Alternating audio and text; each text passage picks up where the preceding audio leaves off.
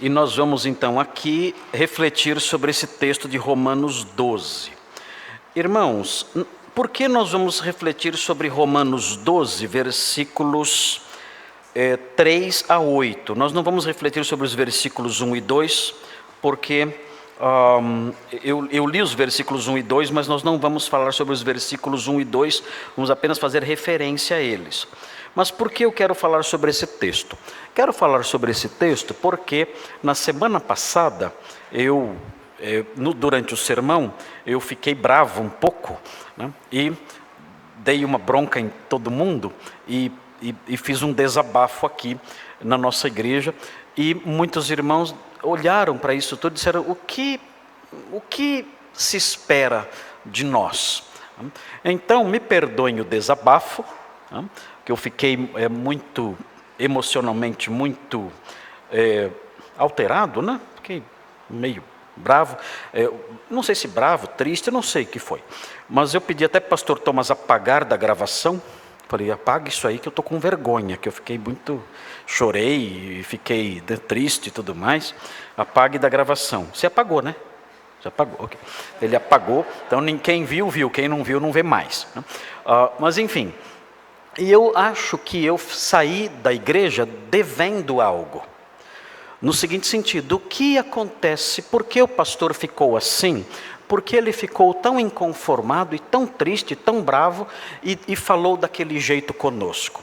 Então eu devo explicar para os irmãos o motivo disso. Eu acredito que a nossa igreja precisa aprender ou reaprender, talvez essa seja a palavra certa, talvez a nossa igreja precise reaprender o que é ser membro de uma igreja, o que é fazer parte de uma comunidade local, um grupo de pessoas que é definido no Novo Testamento como igreja local. O que é fazer parte disso? Como é o indivíduo, como se comporta, como age o indivíduo que compõe aquilo que o Novo Testamento chama de igreja? Como é essa pessoa?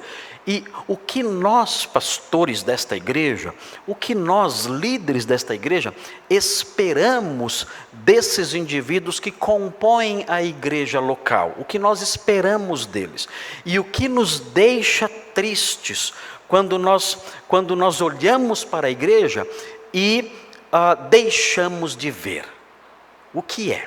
Então, olhando para esse texto de Romanos 12, eu quero resgatar essas coisas, a fim de que os irmãos entendam como deve ser um crente no seu relacionamento com essa realidade chamada igreja local. É necessário que nós façamos isso porque hoje, na classe de novos membros, eu falei sobre esse assunto com os irmãos lá. Nossa classe de novos membros é uma classe grande, tem lá 30 pessoas, às vezes 40 pessoas participando. É uma classe muito dinâmica, todos perguntam, participam e tudo mais. E nós falamos sobre os mais diversos assuntos. E comentando sobre essa bronca lá com os irmãos, na classe de novos membros hoje, perguntaram para mim: Pastor Marcos, qual é a razão disso? Qual é a razão desse perfil que o Senhor tem apresentado referente ao fato da igreja não se ajustar àquilo que se requer de uma igreja neotestamentária? E eu disse o seguinte: olha, o que acontece na realidade, essa é uma avaliação minha, avaliação do pastor Marcos. Eu não sei se ela corresponde exatamente à realidade, mas o que eu percebo é o seguinte: a nossa igreja tem servido nos últimos anos, pela bondade de Deus, pela graça de Deus, a nossa igreja tem servido como um refúgio para pessoas feridas e cansadas. Ela tem sido isso, ela se transformou nisso. Quase todas as pessoas que chegam aqui, quase 100% delas, chegam à nossa igreja dizendo: pastor, eu estava numa igreja onde heresias devastadoras estavam sendo ensinadas. E eu não podia mais suportar aquelas heresias. E eu tinha que achar um lugar onde eu recebesse um alimento autêntico. E pesquisando, achei algumas igrejas, e uma das igrejas que eu achei foi a Igreja Batista Redenção, era mais acessível para mim, e eu então vim para cá, cansado, perseguido. Eu fui perseguido na minha igreja, eu fui amaldiçoado na minha igreja, eu fui atacado em minha igreja, porque eu comecei a estudar a Bíblia e falei que as coisas que estavam sendo ensinadas naquela igreja não eram coisas corretas, e por causa dessa minha rejeição, eu ganhei inimizades, perseguições, ataques diretos ali contra mim, e eu não pude mais suportar. Eu estou chegando destruído, cansado, eu preciso de alimento, eu preciso de restauração. Outros chegam falando sobre práticas terríveis que vivenciaram em suas igrejas. Igrejas em que o pecado é tolerado, igrejas em que os jovens vivem como mundanos, mergulhados nas coisas mais horríveis, praticando coisas que só os incrédulos praticam, e erros, desvios de conduta da própria liderança envolvida com desonestidades, mentiras, imoralidades, fraudes, e chegam então aqui na igreja dizendo: pastor, olha, não dava mais para suportar isso. Eu tive que fugir desse ambiente, eu estava muito ferido, muito cansado, abatido em face dessas coisas.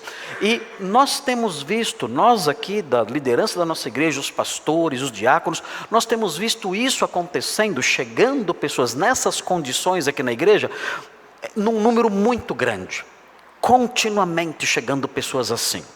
E o que acontece então? Nós olhamos para esses refugiados e dizemos: bem, louvamos a Deus, porque se nós estamos servindo como um canal de refúgio, se nós estamos servindo como um lugar onde existe alimento, se nós temos sido, na nossa pequenez, na nossa humildade, nas nossas limitações, se temos sido, pela bondade do Espírito Santo, nós temos sido uma cestinha de pão, onde as pessoas com fome, com sede, podem se aproximar e comer e beber, louvado seja Deus por isso. Nós nunca pretendemos ser salvadores da pátria, nunca pretendemos ser a igreja ideal do mundo, nada disso. O Senhor conhece e sabe o nosso coração, sabe das nossas falhas, sabe dos nossos problemas, sabe dos nossos defeitos, sabe das coisas em que precisamos mudar. Mas se em meio a tudo isso, na sua bondade, para conosco e para com esses irmãos, nós temos servido como um canalzinho de refúgio, um ponto em que as pessoas podem chegar e descansar seu coração, e descansar os seus pés, e comer um pouquinho do alimento da palavra de Deus e saírem alimentados, se temos servido para isso, louvado seja Deus por isso. Senhor, obrigado, é um grande privilégio para nós. Mas o que tem acontecido, a meu ver, esses irmãos, com o passar do tempo, se tornam membros da igreja. E eles chegaram aqui com que objetivo? De receber. De receber. E é bom isso. É bom isso. Eu vim receber e eu tenho que vir para receber. Mas essa necessidade que é autêntica, que é importante, que só existe em quem realmente é santo, crente e sério, essa necessidade, ela acaba por dominar a totalidade da visão da pessoa e do seu papel na igreja. Eu só estou na igreja para receber. Eu vim aqui para receber. Estou aqui para receber. É como alguém que chega num hospital. Eu cheguei ferido. E aqui a igreja é um hospital. Então, eu vou a um hospital, eu não faço curativo nenhum, eu recebo curativo. Eu chego no hospital, eu não consulto ninguém. Eu é que recebo as orientações, o atendimento e o cuidado de alguém que realiza a consulta. Eu chego aqui, eu recebo remédio. Eu não administro remédio a ninguém. Eu recebo e não dou. E essa mentalidade, pode ser que essa mentalidade tenha se perpetuado na igreja como um todo. Nós vamos à igreja, para quê? porque eu preciso descansar, eu preciso me alimentar, eu preciso de forças para prosseguir. A vida lá fora é difícil, o caminhar cristão não é fácil, e a igreja tem me dado recursos, tem me dado combustível, tem me dado energia para prosseguir na vida cristã. E isso eu tenho recebido e com isso estou satisfeito. Como membro da igreja, eu estou contente, porque tenho recebido aquilo que é necessário para a minha jornada, para a minha caminhada cristã. Se acontecer dessas necessidades aumentarem um pouquinho, eu tenho 4 pastores que podem me atender. Eu posso entrar em contato com eles, eu tenho certeza que eles vão me atender. Eles virão na minha casa, eles vão me receber no seu gabinete, eles darão uma atenção especial para mim. Eu estou tranquilo, eu sei que estou sendo suprido, e se a necessidade aumentar um pouquinho mais, basta eu entrar em contato com esses pastores. São 4 pastores, e eu sei que prontamente eles vão encontrar um lugarzinho na sua agenda, e vão me atender, e vão estar comigo, e vão orar comigo, e eu serei abençoado por meio disso tudo. Tudo isso é maravilhoso, tudo isso é bom, nós louvamos a Deus por isso, estamos felizes com isso, e queremos que isso continue. Nós queremos que seja assim, que a leitura dos irmãos em relação ao seu envolvimento com a igreja seja essa. Mas nós não podemos permitir que ela fique só nisso. Nós temos que ampliar a nossa visão, para que a nossa visão chegue no que nós podemos entender como a totalidade do significado de ser membro de uma igreja. E é isso que eu quero mostrar para os irmãos nesse texto que eu li para vocês. Nesse texto que eu li para vocês, eu quero mostrar aos irmãos, aqui no finalzinho do versículo 2 do capítulo 12, os irmãos vão ver aqui uma referência à boa, agradável e perfeita vontade de Deus. Muitos irmãos já decoraram esse versículo. Nós temos que evitar nos conformar com este século, temos que nos transformar pela renovação da nossa mente, diz o texto, para que nós experimentemos qual seja a boa, agradável e perfeita vontade de Deus. Agora, notem bem, muitos irmãos não entendem o que significa a expressão vontade de Deus nesse texto. O que é a vontade de Deus nesse texto? Nós pensamos que a vontade de Deus nesse texto se relaciona com seus planos para mim. Nós entendemos assim, qual é a vontade de Deus para a minha vida? Qual é o seu plano para a minha vida? Então, como é que eu vou descobrir os planos de Deus para a minha vida? É simples, basta eu não me conformar com esse século, basta eu passar por uma metamorfose em minha mente, e se isso acontecer pela ação de Deus, eu vou descobrir quais são os planos de Deus para mim. Qual é a vontade de Deus para mim? Eu devo estudar este curso ou aquele? Eu devo trabalhar nesta empresa ou naquela? Eu devo morar nesta cidade ou naquela outra? Qual é a vontade de Deus para a minha vida? Eu só vou descobrir se eu cumprir essas coisas. Irmãos, essa é uma leitura equivocada. Vontade de Deus nesse texto não se refere aos seus planos para mim. Vontade de Deus nesse texto é o que Ele quer que eu faça. Isso é vontade de Deus nesse texto.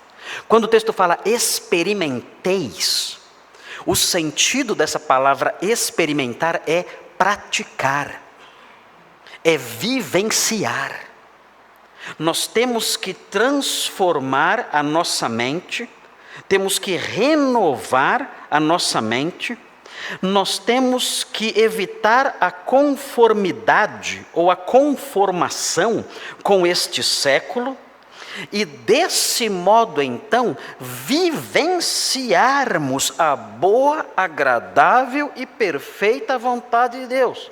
Eu tenho que conhecer não o plano de Deus para mim, não é isso. Isso não tem como eu saber. Isso é vivendo que eu vou descobrindo, pela orientação de Deus, o que Ele tem para mim. Na realidade, aqui o texto está dizendo o que eu devo fazer. Qual é a vontade de Deus em termos de meu comportamento? Qual é a vontade de Deus em termos do que Ele requer que eu faça? Isso é vontade de Deus nesse texto. Eu vou provar isso, eu vou realizar isso, eu vou vivenciar essa vontade se eu não me conformar com este mundo, se eu me transformar pela renovação da minha mente, se eu fizer isso, se eu apresentar o meu corpo como sacrifício vivo, santo e agradável para Ele, se eu fizer essas coisas, então eu terei uma sensibilidade maior em face daquilo que Deus quer que eu faça. E alguém pode perguntar, mas pastor, ok, descobrimos isso, mas o que o apóstolo Paulo estava pensando quando ele disse vontade de Deus? Na cabeça do apóstolo Paulo, quando ele escreveu esse texto, ele estava pensando que Deus queria que nós fizéssemos o quê? Qual é essa vontade de Deus que Ele quer que nós façamos? E a que o apóstolo faz alusão no versículo 2. O que Deus quer que eu faça? Qual é essa vontade dEle em termos de procedimento que eu devo cumprir, que eu devo realizar? Se os irmãos olharem na sequência, os irmãos vão ver em todo o restante do capítulo qual é a vontade de Deus que Ele quer que eu realize. Em todo o restante do capítulo.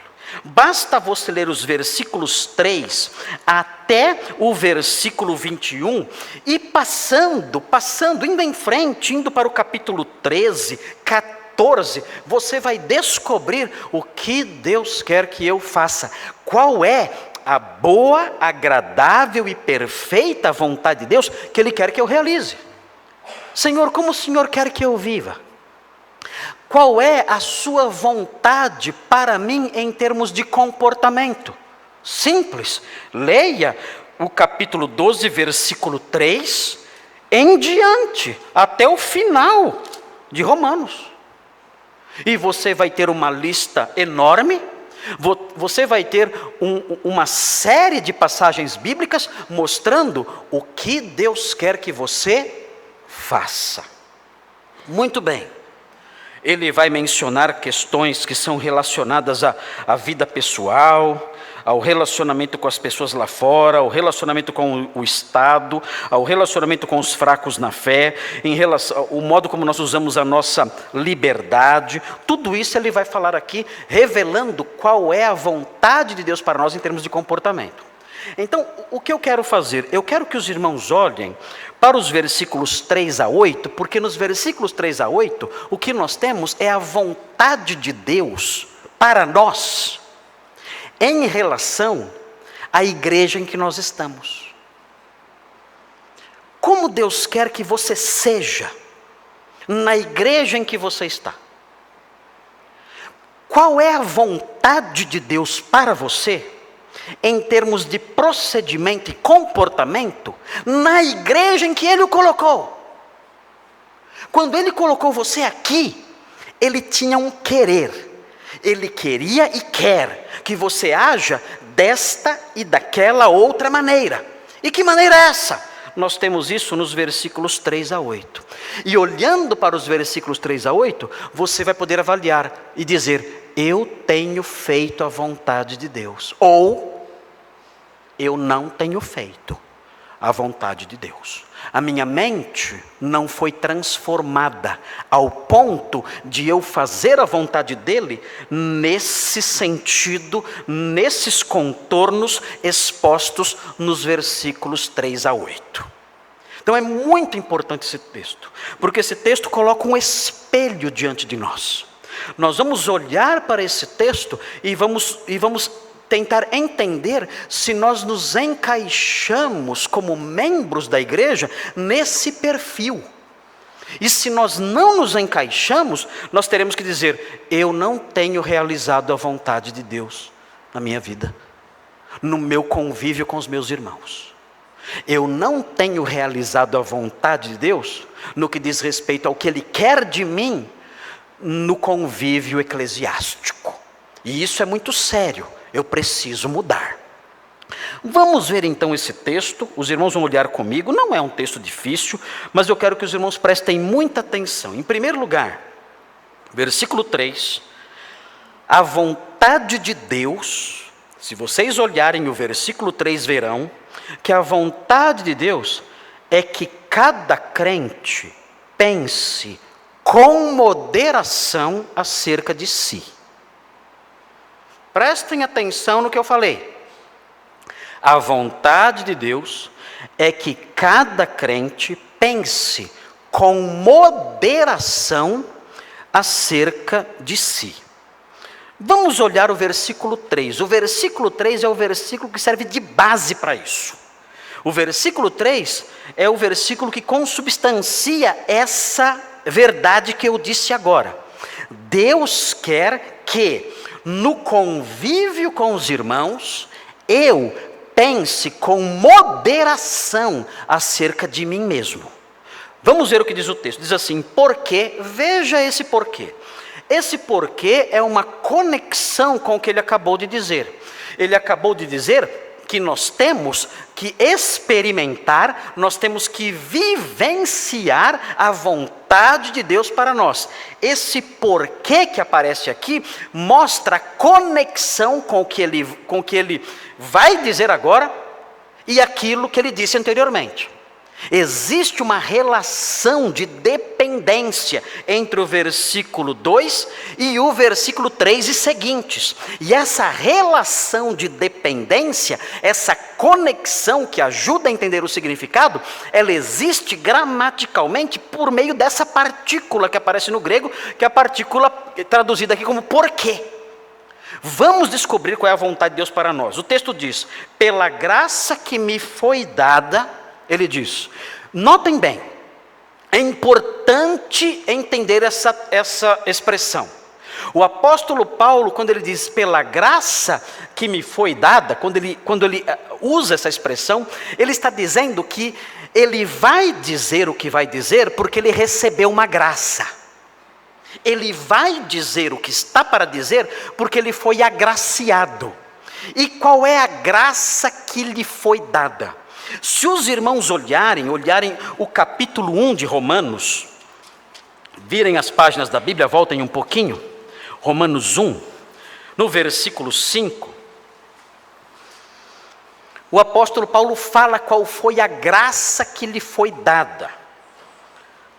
Veja o que ele diz, 1,5, Romanos 1,5 diz assim: por intermédio de quem, ele menciona o Senhor, Jesus Cristo, por intermédio de quem viemos a receber, e aí vem uma expressão curiosa, graça e apostolado, por amor do seu nome, para obediência por fé entre todos os gentios. Notem essa expressão, graça e apostolado. Não se deixem enganar pela impressão que o texto em português pode nos passar. Quando o apóstolo Paulo fala, eu recebi graça e apostolado, essa construção significa o seguinte: eu recebi uma graça que é o apostolado. Quando traduzido de modo direto do grego para o português, essa noção se perde. Mas na língua original, quando nós temos uma construção desse tipo, nós podemos descansar na certeza que o apóstolo Paulo está dizendo, eu recebi uma graça, e essa graça é o apostolado. Eu recebi a graça do apostolado. O apóstolo Paulo via o apostolado, o seu ministério, como uma manifestação da graça de Deus sobre ele. Está dizendo, olha, eu sou apóstolo, e isso é difícil, eu sofro, eu padeço, mas isso, o fato de eu ser apóstolo, é uma manifestação da graça de Deus sobre mim. Eu só sou apóstolo porque Deus foi gracioso. Por isso eu estou nessa função. Agora nós voltamos para o capítulo 12. E o texto diz: porque pela graça que me foi dada. A que ele se refere? Ele está dizendo: olha, eu recebi a graça do apostolado.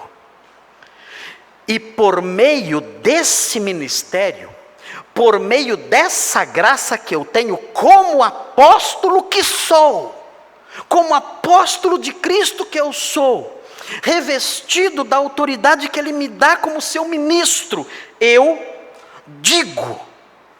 Notem bem essa expressão, eu digo. Se os irmãos olharem o primeiro verbo do versículo 1 do capítulo 12, os irmãos vão ver que ele não usa o verbo dizer, ele usa o verbo rogo. Rogo-vos, pois, irmãos, é um pedido. Aqui ele diz eu digo. E quando ele diz eu digo, e é interessante a construção aqui, ele diz: eu digo a cada um dentre vós que não pense de si mesmo além do que convém. No português não aparece aqui o infinitivo, não aparece aqui a construção do dativo pessoal, não aparecem essas coisas aqui. Mas essas coisas todas, quando conjugadas com esse verbo, dão a essa expressão uma conotação de comando. Quando ele diz eu digo, é como se ele estivesse dizendo eu ordeno. Pelo modo como ele constrói a frase, a expressão. O que nós temos aqui é uma construção muito mais forte do que a construção do versículo 1. Na construção do versículo 1 ele diz: eu rogo, eu peço, eu suplico encarecidamente. No versículo 3 ele diz: não, eu mando. Eu, como apóstolo que sou, como um ministro especial do Evangelho, como um representante de Jesus Cristo, eu tenho algo a dizer que tem força de comando. Não é opcional. Eu digo, e esse dizer tem essa força de autoridade, muito maior do que o verbo que ele usa no primeiro versículo. Ele não roga, ele não pede, ele manda. E ele manda por quê? Porque ele recebeu uma graça. Que graça? Ele é um apóstolo de verdade. Não é um falso apóstolo, não é um membro qualquer da igreja, não. Ele recebeu uma graça, e essa graça do apostolado lhe dá autoridade para dizer: façam isso. E qual é o comando que vem aqui? O comando é o seguinte, o texto diz: porque pela graça que me foi dada, digo a cada um. Notem, o apóstolo Paulo aqui, ele dá a sua carta uma dimensão individual. É a carta de Paulo à irmã Maria. É a carta de Paulo ao irmão José. É a carta de Paulo ao irmão Luiz. É a carta de Paulo à irmã Marlene, sei lá, enfim. Mas existe aqui, o que acontece aqui é a individualização da carta. Ele está escrevendo para você. Para você. Não é mais a carta à comunidade, aos romanos, aos irmãos em Roma. É você. Essa carta agora, ela se estreita. Ela tem um remetente específico. Esse remetente específico tem um rosto, tem um nome individual. E é você. É você. Não fuja. A carta assume essa dimensão particular. E notem, junte tudo isso com o que foi dito antes. É uma autoridade apostólica, dando uma ordem a você. Há um peso grande aqui. E os irmãos talvez digam: pastor, não continua a pregar porque agora deu medo. Eu fico com medo. Porque o que ele vai dizer daqui para frente coloca sobre nós responsabilidades particulares. Eu tenho que olhar para essas coisas agora e tomá-las para mim. Não para a organização, para a instituição, para o corpo. Não. é para mim. Tem um nome aqui, tem um rosto aqui, tem um RG aqui, tem um CPF aqui. Cada um dentre vós. E a ordem é, e aí vem, começam as ordens. Começa a vontade de Deus que Ele quer que eu realize. E o que Ele diz? Ele diz o seguinte: não pense de si mesmo, cada um, além do que convém. Bem, na língua grega, froneo é pensar. Froneo. Você ter um pensamento muito elevado de você é hiperfronel. Hiperfronel. É você pensar de si muito alto. Você tem um pensamento elevado. É você ter uma autoestima bem alta. O mundo adora isso. O mundo adora o hiperfronel. Pensar de si além do que convém. Aqui, na verdade, essa palavrinha, além do que convém, é a palavrinha dei, que significa é necessário ou deve. Ninguém pense de si mais do que deve. Ninguém pense de si mais do que deve. Por quê? Porque se alguém pensar acerca de si mais do que deve, se colocar, se enxergar numa posição acima do que deve, isso vai ter reflexos na comunidade. Nós não podemos olhar para nós como pessoas acima das demais, como pessoas que estão num nível superior em relação aos outros. A primeira ordem de Paulo é essa. Por quê? Porque ele vai mostrar na sequência como devemos viver juntos aqui. E se eu tiver um pensamento acerca de mim errado, se eu tiver um hiperfronel, se eu praticar esse verbo, hiperfronel, se eu praticar isso, isso vai prejudicar os demais comandos. Eu não posso pensar de mim além daquilo que devo pensar. Em vez disso, ainda que o mundo diga, que você tem que se valorizar, que você, tem até coaching hoje em dia, você tem que olhar para o espelho e dizer, você é um vencedor, você é a última bolacha do pacote, você, o que seria do mundo sem você? Tem tudo isso aí hoje em dia, essas bobagens, tolices absurdas, absolutamente anticristãs. Ainda que o mundo diga isso, e clame isso, e grite isso o tempo da nossa cabeça, o apóstolo Paulo dá outro comando. Ele diz, não faça isso. Não pratique o verbo hiperfronel. Não se ache, como dizem os jovens. Não tenha um conceito de si acima do que você deve. Não faça isso. Ele corrige e diz, antes, pense com moderação. É outro tipo de verbo, é o sinfronel. Sinfronel. Sinfronel. Pense com equilíbrio acerca de você. Então eu não posso pensar lá no alto, eu tenho que me rebaixar lá embaixo, e me rastejar como um verme, dizendo eu sou um verme, eu sou um verme. Não é isso também. Não é isso. O que a Bíblia ensina é que eu devo pensar acerca de mim mesmo com moderação, com equilíbrio, na medida da verdade. Qual é a medida? O texto diz, segundo a medida da fé que Deus repartiu a cada um. Notem bem, é importante entender essa expressão. O que é pensar segundo a medida da fé? Aqui, a medida da fé não é quantidade de fé. Às vezes nós lemos o texto bíblico na forma que ele foi traduzido e temos algumas noções erradas. Eu tenho que pensar de acordo com a quantidade de fé que eu tenho. Se eu tenho uma fé grande, eu penso grande. Se eu tenho uma fé pequena, eu penso pequena. Não é nada disso. Quando o texto diz pense segundo a medida da fé, ele quer que a fé seja uma medida, uma régua. Não é quantidade, é um instrumento de medir. É isso.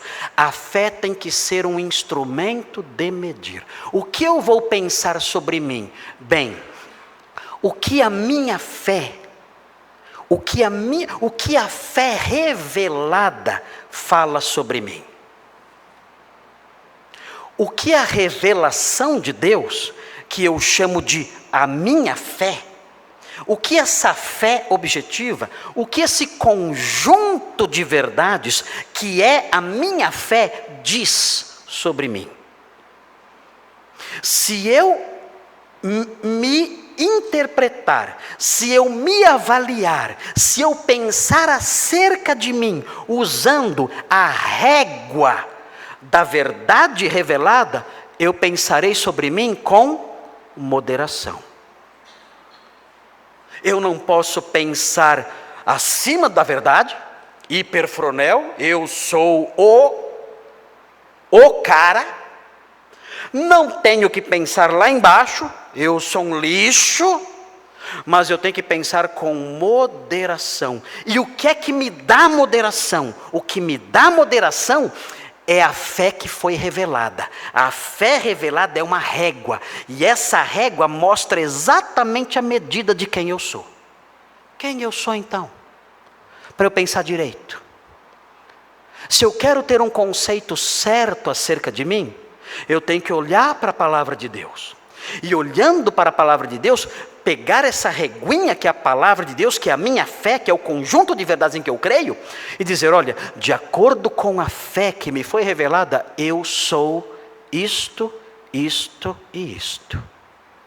Isso é pensar com moderação. Eu não preciso fazer curso de autoajuda, eu não preciso aprender a me amar, eu não preciso fazer nenhum aconselhamento para me autovalorizar, nada disso. Basta eu ter a régua chamada fé revelada, e olhar para essa fé revelada e medir quem eu sou. Essa fé revelada diz quem eu sou, e eu vou pensar sobre mim, eu vou pensar acerca de mim, nem mais e nem menos, eu vou pensar acerca de mim de acordo com essa fé que foi revelada. Isso fará com que eu pense sobre mim com equilíbrio e moderação. Não vou ser orgulhoso, eu sou o rei da cocada preta, e também não andarei rastejando, eu sou um verme, um lixo que não vale nada. Terei a medida certa. E isso, o apóstolo Paulo diz, isso é um comando, essa é a vontade de Deus para mim. A vontade de Deus para mim envolve isso, eu pensar sobre mim com moderação, usando essa régua. Quem sou eu? Não importa o que eu pense, o que meu coração diga, o que o mundo diga, ou o que as pessoas digam. Eu tenho uma régua que mostra quem eu sou, que revela quem eu sou. E essa régua é a régua da moderação, é a palavra revelada de Deus. Nenhum crente tem que andar rastejando, deprimido, arrasado, achando que é o lixo do mundo. E nenhum crente tem que andar de nariz levantado, nariz em pé, achando que é o rei da cocada preta, como dizem os jovens por aí, se é que eles falam ainda isso. Ninguém. Eu posso ter uma visão moderada de mim. E essa visão moderada vem pela observância da régua, que é a fé revelada. Isso é muito importante. Isso cura um monte de problemas. Isso sara muitos corações. Isso corrige muita gente. E o apóstolo Paulo quer que seja assim. Todos os membros da igreja, todos, ele diz, eu digo, pela graça que me foi dada, como um apóstolo que sou, eu digo, pensem direito e com moderação sobre vocês, com base na régua, que é a fé que foi dada aos santos. Muito bem, mas notem, ele prossegue agora e vai dizer um pouquinho ele vai revelar um pouquinho quem nós somos. Isso tem que entrar na nossa cabeça. Quem nós somos? Essa compreensão moderada sobre mim, ela envolve o quê?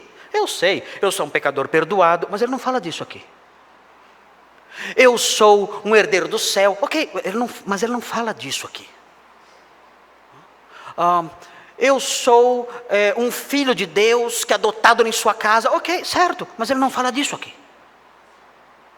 Ele vai dizer agora algo mais, que vai nos informar quem nós somos, para que pensemos de modo equilibrado acerca de nós mesmos.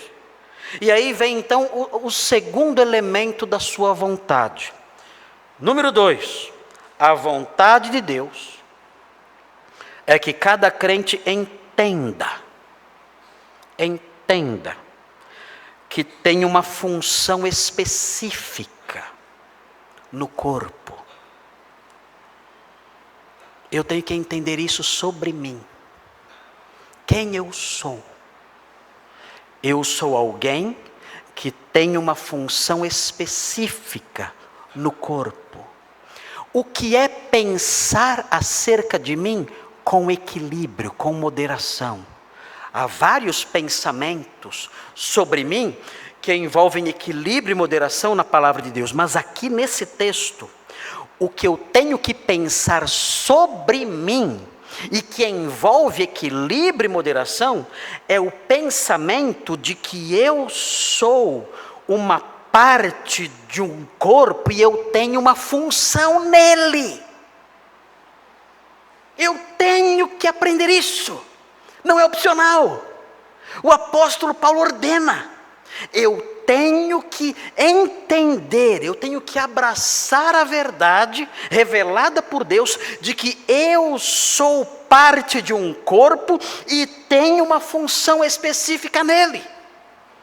E notem, o texto continua sendo direcionado para o indivíduo, é você. Qual é a vontade de Deus para a minha vida? A vontade de Deus para a sua vida é que você tenha um pensamento equilibrado acerca de você. E qual é esse pensamento? Olha, a vontade de Deus é que você saiba, que você tenha noção, que você pense, tenha consciência de que você é parte de um corpo e tem uma função específica nesse corpo. Você, com o seu rosto, com o seu SIC, com o seu RG, com o seu endereço, com o seu nome, você. Não é a comunidade, a instituição, não, é você. Se hoje houvesse uma pessoa sentada nesse banco, uma só, eu pregaria esse sermão normalmente. Aliás, considere-se sozinho aqui na igreja agora. Porque eu estou falando com você, com o indivíduo, com você, João, Maria, José, Luiz, Antônio, enfim, você. Você tem que assumir a verdade e acolher a verdade de que você é parte de um corpo e tem uma função específica nele. Veja o que diz o versículo 4 e 5, diz assim: porque assim como num só corpo temos muitos membros, e essa figura é usada por Paulo várias vezes. Os irmãos não vão poder abrir os textos agora, mas quem quiser olhar depois desse sermão com mais calma, há várias passagens, posso citar aqui, em que o apóstolo Paulo usa a figura do corpo, dizendo que a igreja é um corpo. 1 Coríntios 10, 17. 1 Coríntios 12, de 12 a 30. Efésios 1, 23. Efésios 4, de 4 a 16, Efésios 5, de 23 a 30, Colossenses 1, 18, Colossenses 1, 24, Colossenses 2, 19, Colossenses 3, 15, várias passagens que realçam isso, que a igreja é um corpo. E notem bem, o texto diz, porque assim como num só corpo temos muitos membros, mas nem todos os membros têm a mesma função. Vejam aqui a analogia, a figura, o paralelo. A palavra que o apóstolo Paulo usa no finalzinho do versículo. Nem todos os membros têm a mesma função. A palavra função que o apóstolo Paulo usa aqui é a palavra que nós temos no português, é a palavra praxis. O que é praxis? Quem sabe o que é praxis? Quando eu era jovem, no seminário, eu estudei onde o Nicolas estudou, nós tínhamos uma matéria chamada praxis pastoral. O que é praxis pastoral? Então, o professor explicava, são os atos, são as ações, as práticas que um pastor tem que realizar. Isso é praxis, são atos, são ações, são atividades. Isso é praxis. Aqui o apóstolo Paulo usa a palavra nesse sentido. Cada membro tem a sua função. Cada membro tem uma utilidade prática de ação. Na igreja, você tem que agir. Você tem que agir na igreja. Você não pode só chegar na igreja, sentar na igreja, ter ali o seu tempo de adoração e de aprendizado e está resolvido. Não. Ainda que isso seja agir, ainda que isso seja importantíssimo, crucial e necessário, a Bíblia manda fazer isso, isso não esgota a responsabilidade individual dos membros. Cada membro tem uma ação a realizar. Cada crente tem uma prática uma responsabilidade prática de que se desincumbir. Todos aqui. Não é um ou outro. Não é 10% só dos membros. Todos. Nós temos 187 membros nesta igreja. Todos têm uma função, uma praxis para realizar. E nós ficamos tristes, como eu fiquei a semana passada, e nós pastores e líderes ficamos indignados, quando vemos membros que não realizam ato nenhum. Nada. Nada. Braços mortos. Braços mortos, soltos. Não tem força para segurar algo, para nada, nada. Eu conheci um moço assim, que teve um acidente de moto, perdeu o movimento do braço. Ele vivia com o braço solto, então ele pegava com o braço direito com a mão esquerda, e enfiava o braço direito no bolso, e ficava assim. Eu me lembro dele jogando aquele pebolim, né? Primeira vez que eu vi, falei, nossa, que exibido, jogando com a mão só e a outra mão no bolso. Não, isso se chama juízo temerário. Né? Juízo temerário. Que exibido ali, né? Uma mão só e a outra mão no bolso, como se outro oponente não fosse nada. Né? E danado jogava bem uma mão só. Né? Então, conhecendo melhor e sendo amigo dele, ele era seminarista, conhecendo melhor, sendo amigo dele, ele falou para mim, não, esse braço não tem movimento nenhum. Nada. Nada. Ele é solto. Para eu movimentá-lo, eu tenho que pegá-lo e colocá-lo onde eu quero que ele fique. Se eu quero que ele fique em cima da mesa, eu pego e coloco ele em cima da mesa. Se eu quero ele no bolso, eu enfio a mão no bolso, usando a outra mão. E assim é que eu faço. Ele não se movimenta. E eu ia perguntar, por que você não tira ele? Eu não perguntei, não chegava a isso. Mas ele disse assim para mim, olha, e o pior é que ele dói o tempo todo.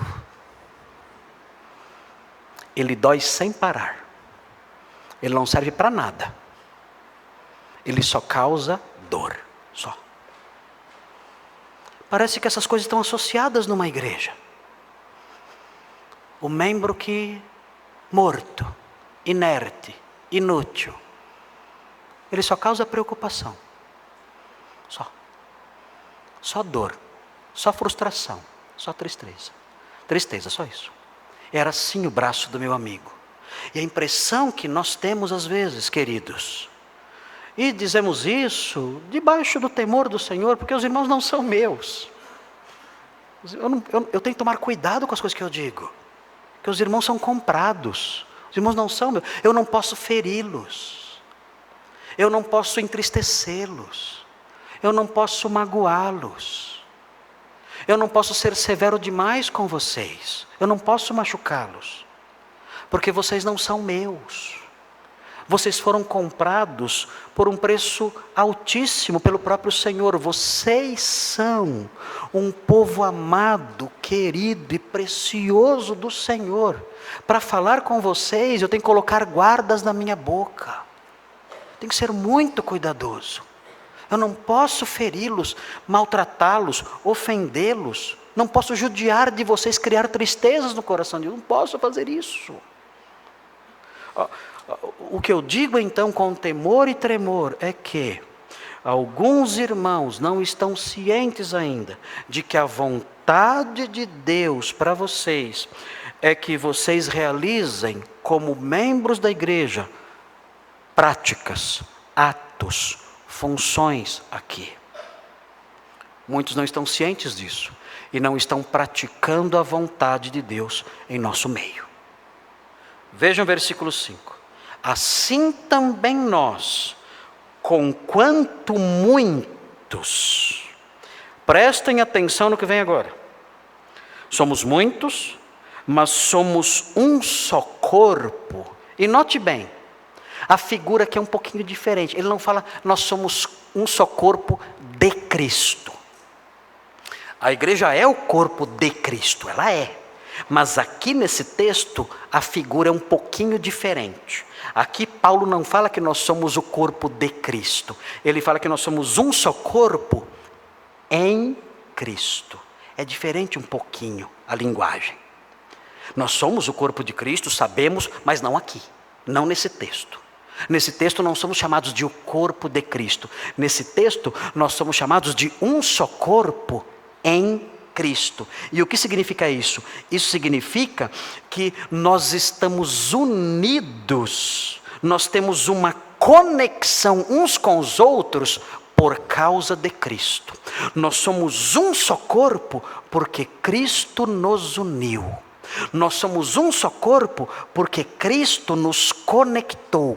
Por meio de Cristo, nós estamos conectados. Por meio de Jesus, nós estamos conectados uns aos outros.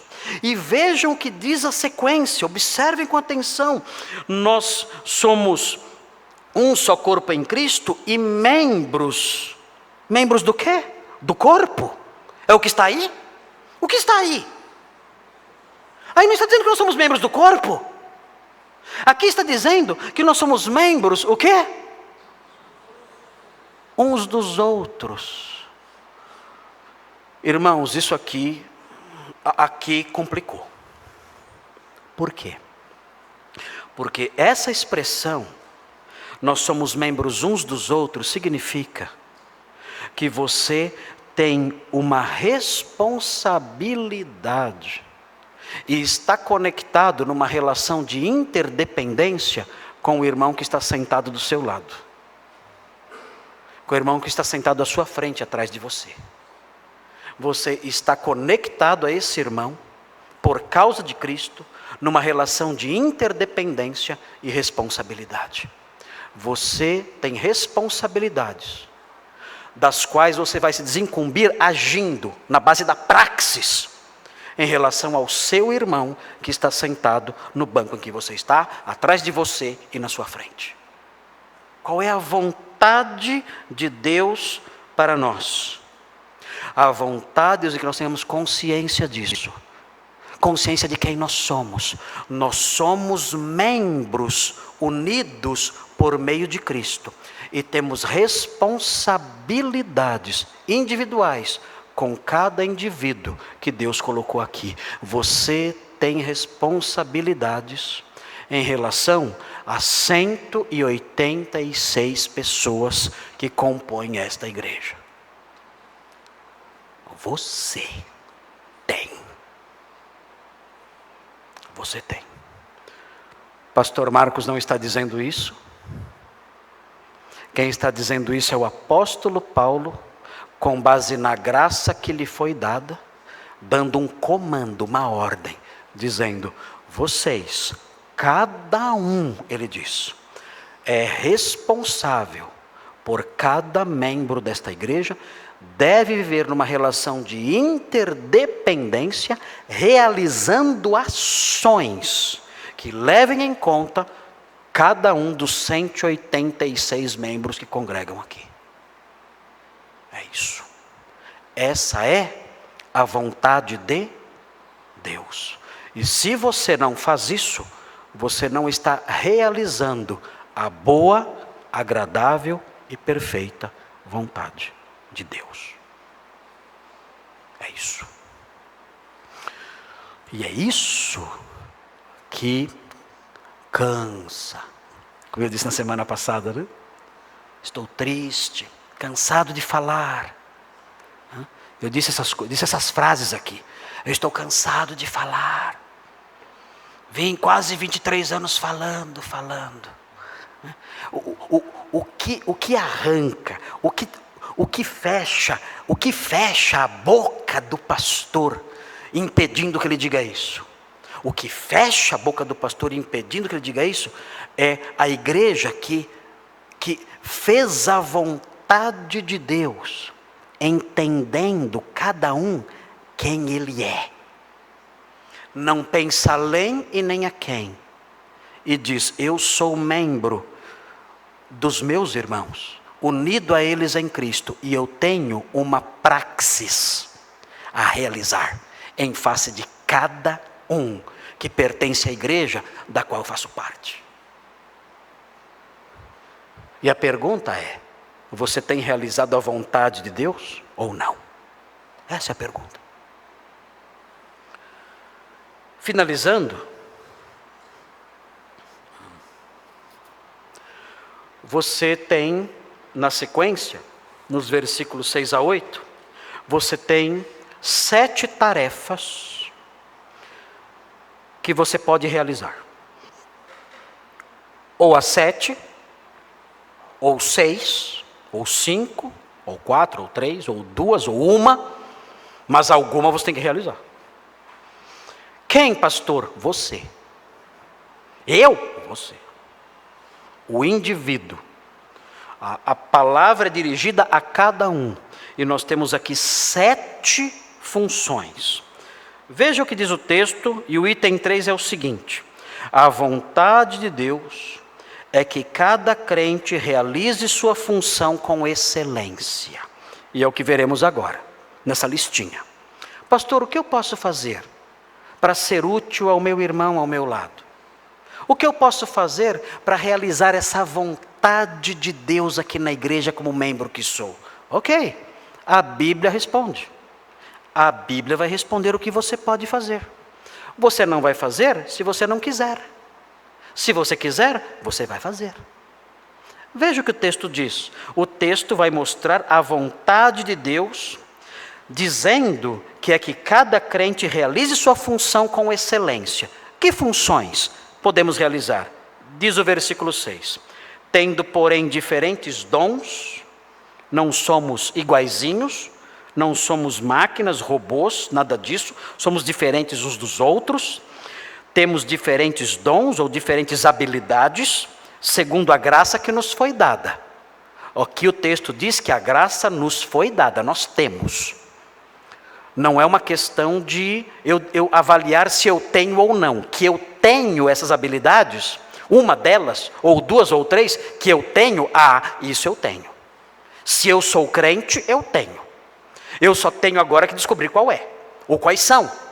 Mas a graça concedeu isso a cada crente, por amor da igreja. E você tem que olhar agora a lista e descobrir o que foi que Deus lhe deu, e começar a colocar as mãos na massa. O texto diz: se profecia, seja segundo a proporção da fé. Eu tenho esse dom, sou profeta, eu sonho o que vai acontecer. Não é isso. Não é isso. A profecia, no Novo Testamento, quando nós olhamos para Efésios 2:20, quando olhamos para Efésios 3, de 1 a 6, nós aprendemos que a profecia envolvia, o tempo do Novo Testamento, a profecia envolvia trazer revelação doutrinária inédita para a igreja. Os profetas faziam isso. Eles traziam revelação doutrinária inédita que servia de base para a igreja funcionar e ensinar. Eles traziam doutrinas novas. Os irmãos veem isso claramente em Efésios 3, de 1 a 6. Paulo fala, olha, o que foi oculto de outras gerações, foi agora revelado aos apóstolos e profetas. Doutrinas novas, verdades jamais ensinadas aos homens do passado. Os profetas revelaram essas coisas agora. Então, nós temos esse sentido de profecia no Novo Testamento, mas nós sabemos que isso acabou. O Novo Testamento já está completo, não temos mais verdades novas, o cânon está fechado, não temos mais verdades reveladas, novidades aí para construirmos a igreja sobre essas verdades. Sabemos que isso terminou, os apóstolos e profetas não realizam mais essa função, os apóstolos morreram, os profetas no sentido pleno, desapareceram. Mas notem bem, a expressão profeta envolve outras coisas. Olhem, por exemplo, 1 Coríntios 14, 3. Eu posso não ser profeta no sentido de saber o futuro, ou trazer verdades novas, mas eu posso ser profeta no outro sentido. Veja 1 Coríntios 14, 3. Veja o que diz. 1 Coríntios 14, 3. Diz assim, mas o que profetiza, fala aos homens, fazendo o quê? Edificando, exortando, consolando. Eu posso ser um profetinha hoje. Como eu posso ser um profetinha hoje?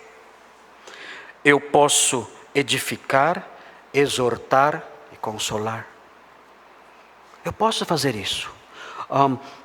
Nós aprendemos em Tito 1,12, ele usa a palavra profeta no sentido de um mestre.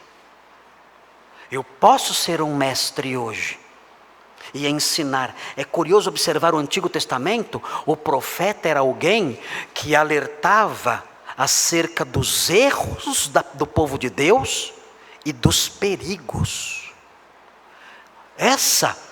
Pastor Thomas é especialista em Antigo Testamento, ele há de confirmar essa análise, esse parecer. Os profetas, eles se manifestavam, eles eram levantados para apontar o erro do povo e mostrar o perigo desses erros e o modo como Deus poderia pesar sua mão por causa desses erros.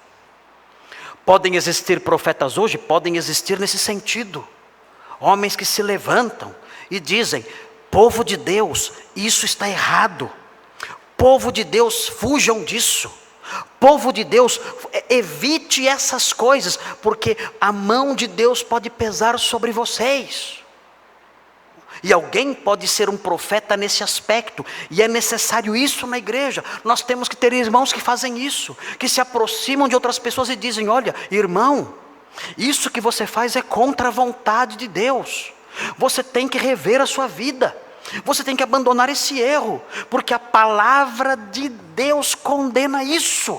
E ao fazer isso, esse homem está agindo como um profeta. E precisamos de pessoas assim aqui na nossa igreja. Há profetas aqui? Certamente há, que podem exercer essa função. O texto diz mais, o texto vai além. O texto diz, se ministério, o texto diz, segundo a proporção da fé, significa que a profecia tem que estar em harmonia com a revelação dada. Isso significa segundo a proporção da fé. Se alguém vai profetizar, que profetize de acordo com a revelação já dada. É chamado de analogia da fé, a proporção da fé. Não é que ele tem que profetizar de acordo com o tamanho da fé que ele tem, não é isso. Proporção da fé não é o tamanho da fé que ele tem. Proporção da fé é no texto a analogia da fé. Ele tem que comparar o que ele fala com a fé revelada. E tem que falar de acordo com a comparação que ele fez com a fé revelada. É assim que tem que ser o profeta. Na sequência, se ministério. Ministério aqui é diaconia. Ministério é diaconia. São serviços simples. Diaconia, a rigor, significa servir às mesas. Nós precisamos de pessoas aqui na igreja que realizem serviços assim. Serviços simples.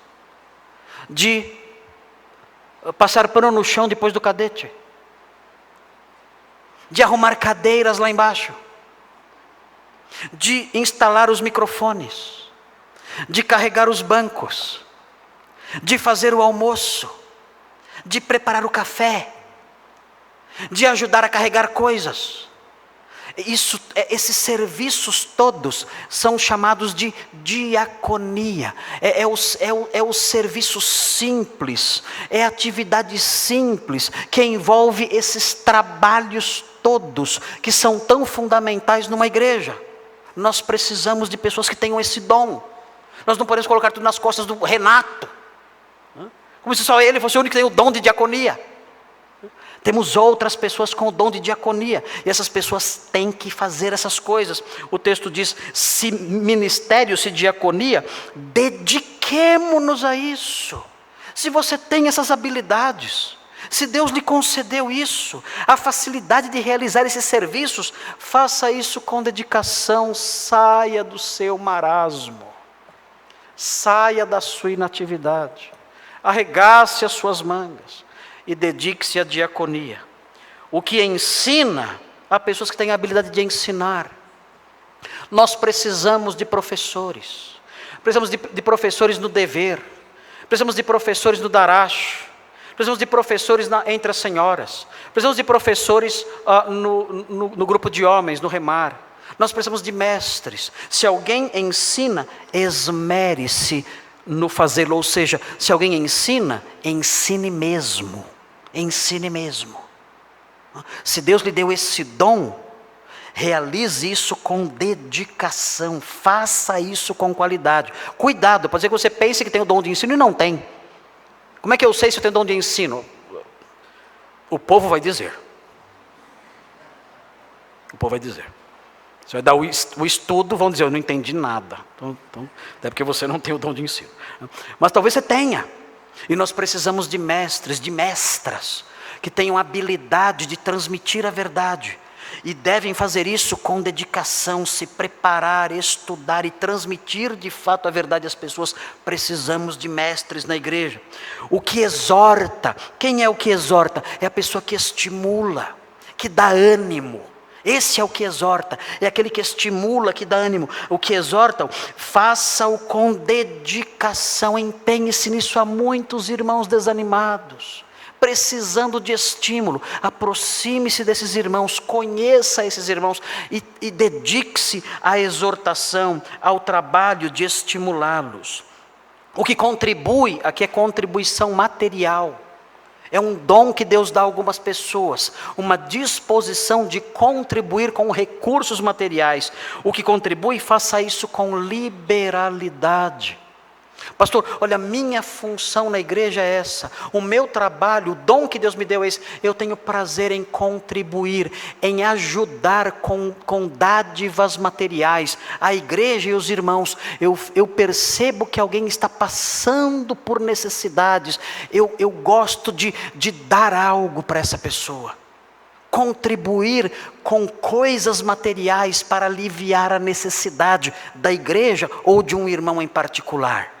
É o dom de contribuição. Há pessoas aqui que têm esse dom, devem fazer isso com liberalidade. O que preside, o que lidera, há pessoas que têm esse dom na igreja, de serem líderes, de estarem à frente das coisas. Façam isso com zelo, com dedicação, com trabalho. Liderem com dedicação, com empenho. E por último, quem exerce misericórdia, aqui abrange mais do que dar dinheiro, aqui envolve ajudar as pessoas de outras formas, não só materialmente, mas de outras formas. Temos pessoas aqui que eventualmente pegam alguém que não pode vir à igreja, passam de carro, trazem a pessoa, levam de volta, suprem uma necessidade de alguém que não pode se locomover. É o dom de misericórdia. O texto diz, faça isso com alegria. A palavra alegria é a palavra de onde vem o nosso termo hilariante. O que é hilariante? Algo que faz rir. O texto diz, exerça a misericórdia sorrindo. Exerça a misericórdia com um sorriso no seu rosto. Então nós temos aqui 7 atividades. Qual é a vontade de Deus para mim? Boa, agradável e perfeita. A vontade de Deus para mim é que eu olhe para essas 7 funções e diga, a minha função na igreja é esta e esta. eu não penso de mim nem além, nem aquém do que convém. O que eu sei acerca de mim é que eu pertenço a um corpo unido em Cristo. Sou membro de um grupo de 187 pessoas. E o meu dever agora é pegar essas funções que eu sei que o Senhor me capacitou para exercer e colocá-las em prática em relação aos outros 186 membros desta igreja. Essa é a vontade de Deus para mim. E vem a pergunta: você tem realizado a vontade de Deus ou não? Veja a lista. Veja os 7 itens. Qual deles você tem realizado? Nenhum, pastor. Nenhum? Ok? Você não está cumprindo a boa, agradável e perfeita vontade de Deus. Ah, pastor, eu venho na igreja, é porque eu venho na igreja uma vez por mês. Ok, eu sei.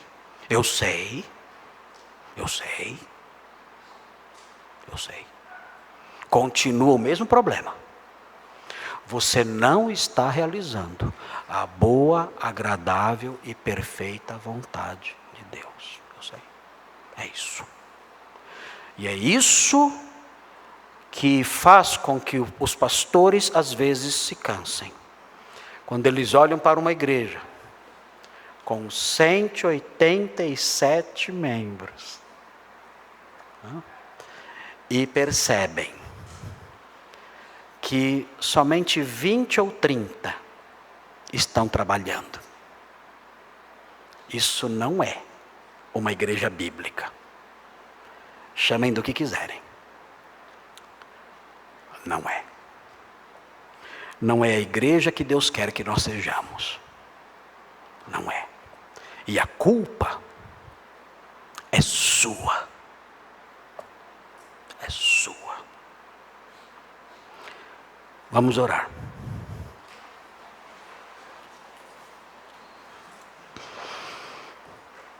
Senhor Deus, perdoa-nos, Senhor. Perdoa-nos. Nós não precisamos de cargos, nós não precisamos de reconhecimento oficial, nós não precisamos tomar posse de função nenhuma. Nós precisamos apenas ler a sua palavra e vivê-la, conhecer a sua vontade e realizá-la. Apenas isso. E a sua palavra mostra qual é a sua vontade. E precisamos ajustar nossa vida a ela, de modo livre, espontâneo e voluntário. Cada membro realizando a sua função, a sua atividade, em relação ao outro. De modo informal, constante, dinâmico e amoroso. E mostrando com isso que sabe muito bem quem é. Que não pensa além e nem aquém do que convém acerca de si mesmo, mas que pensa acerca de si com base no que a sua palavra diz. E sabe acerca de si que é membro de um corpo e tem uma função e deve realizá-la com alegria, com excelência e com disposição. Concede em primeiro lugar arrependimento a cada crente aqui. E concede a cada um essa disposição para que se envolvam nesses 7 trabalhos, na medida que o Senhor conceder a cada um, mas que haja em nossa igreja uma mudança de pensamento, uma mudança de ação, para que seja uma igreja realmente bíblica, conforme o Senhor quer que ela seja.